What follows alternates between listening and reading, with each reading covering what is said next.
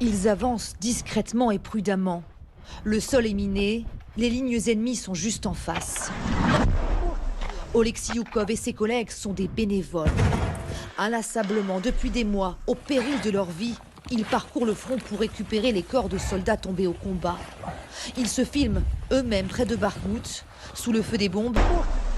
Allez, il faut partir. Ils doivent extraire au plus vite des cadavres ensevelis dans cette tranchée abandonnée.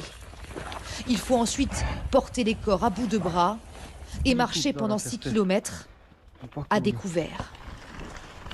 De retour du front, ils peuvent commencer le travail d'identification des dépouilles. Malgré l'odeur suffocante, chaque cadavre est examiné. Le premier est ukrainien. Ces bénévoles n'ont retrouvé que son crâne. L'uniforme et l'équipement qui étaient à côté de lui confirment qu'il est ukrainien. Ce sont des familles qui nous ont contactés pour qu'on retrouve des soldats disparus dans une forêt. Des chiens et des équipes spécialisées avaient déjà parcouru la zone, mais plusieurs noms manquaient toujours à l'appel. Les autres corps, en revanche, sont tous russes. C'est un soldat russe, oui. On peut le voir à son uniforme. Uniforme, objets personnels, téléphone, tout est analysé comme sur une scène de crime pour découvrir l'identité de chaque soldat.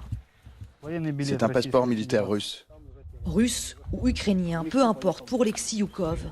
Il dit n'avoir qu'un but, que chaque mère puisse retrouver son fils et l'enterrer dignement. Cet homme a une mère qu'il a élevée avec l'espoir qu'il devienne quelqu'un d'important, qu'il ait des enfants. Mais un fou a décidé qu'il avait un droit de vie et de mort sur des milliers de personnes. Récupérer les corps russes présente un autre enjeu majeur. Kiev va pouvoir les échanger contre des corps de soldats ukrainiens. Le travail acharné de ces hommes, c'est le dernier espoir de cette épouse. Son mari a disparu à Bakhmout il y a 1 an. Il aurait été mortellement blessé, mais sans dépouille, impossible pour elle d'accepter sa mort. Je suis désespérée. Je souffre.